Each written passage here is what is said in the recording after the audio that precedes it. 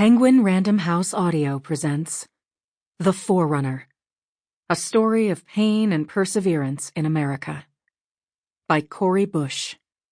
Read for you by January Lavoy. To my kids, Zion and Angel. To all my readers. In the pages ahead, you will find sometimes traumatic stories of abuse and assault, racism and misogyny. Everything you will read relays the events of my life exactly as they happened, although some people's names and identifying features have been altered to protect their individual privacy. As difficult as my story may be, I share it with you in the hopes that it will bring you solace and will help you feel heard. I write it all with love. Every word. Your Congresswoman loves you. Prologue. Some people start their political careers with a run for the local school board or a statewide seat. Not me. That's not my story. In 2016, I ran for the U.S. Senate, challenging Missouri's then Secretary of State in the Democratic primary. That August, I lost the race. But I'd gained invaluable experience that would later serve me in the 2 subsequent runs for Congress I'd make before winning my seat representing Missouri's 1st congressional district. 2016 wasn't my time to win. I licked my wounds and went on with my life.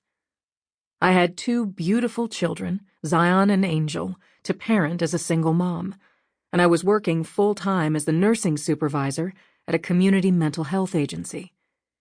But 4 weeks after I lost that Senate race, I experienced something much more devastating than a political setback. I was raped. 2 years prior, I was fighting on the front lines of the Ferguson Uprising, which rose up in the aftermath of the killing of Michael Brown Jr. when he was just 18 years old. Being out in the streets, protesting the needless killings of black folks by the police, the very people who are meant to protect us, made me a target of harassment. I'd had my tires slashed while my car was parked in front of the complex in which I lived. I'd come home to find the doorknob tampered with, my front door left ajar. On one occasion, my daughter had been home when someone entered our first-floor apartment. That day, I came home from work to find paper scraps strewn about the floor of our living room and kitchen. Angel was in her bedroom, mercifully unaware that she hadn't been alone. I, on the other hand, was coming to the growing realization that my family and I were no longer going to be safe in our home. So when a local faith leader posted to social media that he had a house for rent, I quickly replied to him, asking to set up an appointment to take a look. That day started off rough. A member of our protest family was found murdered that morning. When I heard the news, I was in disbelief. The last time I saw him, we were at an event unrelated to protests. He saw me come in the door, smiled at me, and came over and gave me a hug. We chatted for a few minutes, and then he went back to his seat. If only I would have known I'd never see him again, I would have hugged him longer and taken more time to talk. I would have said, "I love you, bro," while looking him in his eyes, instead of saying it while we were hugging. I can think of so many things I would have done differently. I cried getting ready for work, on the drive to work, and even in my office. I ended up on a call with my friend Chris Phillips, a talented young black filmmaker whom I met on the streets of Ferguson during the uprising. He would be in the midst of the tear gas collecting footage in the heat, rain, or snow. Chris allowed me to cry and vent as he listened and tried to console me. Later that afternoon, I checked my Facebook timeline to see if there was any new information on my murdered protest brother. I began to cry all over again, seeing the posts that made it all the more real. He was one of us, and he was gone. I didn't have many details about what happened to our protest brother, but I felt even more unsafe than I had. Seeing the social media post from the faith leader, I felt this could be a quick way to a safer living situation. That faith leader was someone I had known for more than a year, and we had done community work together before. The idea of renting from someone who knew me and might be willing to waive a credit check so that my name wouldn't be connected to my new address was appealing. The death threats on account of my activism were real. At that point, I'd lived through several evictions, the result of periods in my life when I'd made poverty wages and when domestic violence shaped my entire world. Plus, a credit check would allow my new address to be searchable for someone who's looking for it. This faith leader and I decided that I would meet him at the rental he was offering after I finished up work at the clinic for the day. I was back on the phone with Chris for the drive from work. I updated him on how the rest of my workday went and filled him in on the news that I was on my way to look at a home for rent. When I approached the address and parked in the driveway in the back of the home, I told him I would call him back as soon as I finished looking at the house. I had on a white scrubs top, blue scrubs pants, and sturdy Nike boots as I walked up the back steps at the address the faith leader had given me. The two of us walked through the 1.5-story house together alone.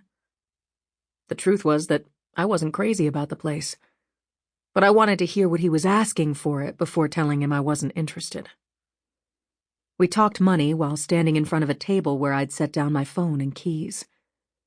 My phone rang. The screen displayed the name Chris Phillips, and I reached for it. But the faith leader also looked at the screen, grabbed first my arm and then both of my wrists. He pulled me toward him and continued to pull me with him as he walked backward toward a bedroom. "What are you doing?" I asked him. "Where are we going?" When we got to the threshold of the door, I saw the bed.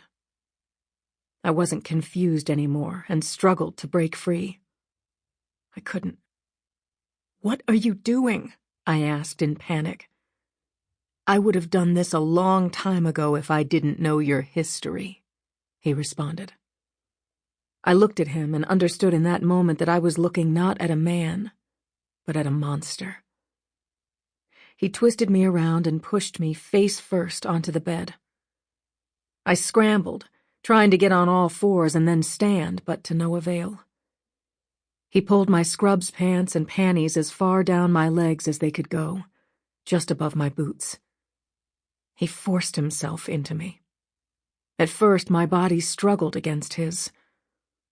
But the more I tried to get up, the harder he would thrust his body into mine. Eventually, I stopped fighting, and my mind floated away. There was a window off to the side of the bed, and I stared out of it. I whimpered through the pain.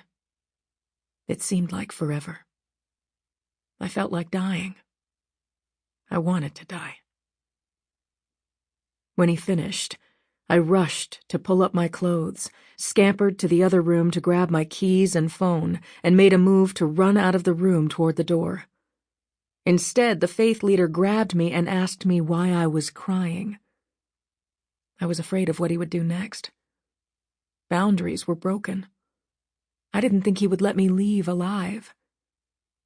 "I'm hurt," I said to him through my tears, not wanting to upset him more. "Why are you hurt?" he asked. "I could be his girlfriend," he told me. "We could do this all the time." The hours, days, and weeks that followed were a nightmare. After I made my escape from the house and drove away, I called Chris, frantic and crying. He told me to drive straight to his house. He happened to be on the phone with someone from Ferguson Frontline who was together with others from the group. They were gathered at the site where our protest brother had been found dead early that morning, his body charred inside a burning car. Mourners were grieving together. I confided in Chris that day and told him what had happened to me. The person he was on the phone with announced news of my assault to the others. They sprang into action to care for me. News of my rape spread wider. Instead of taking a moment in privacy and quiet to process what happened to me, within minutes I was surrounded by my protest family in the parking lot at Chris's home. I felt embarrassed, ashamed, dirty, while managing a great deal of pain. Sample complete. Ready to continue?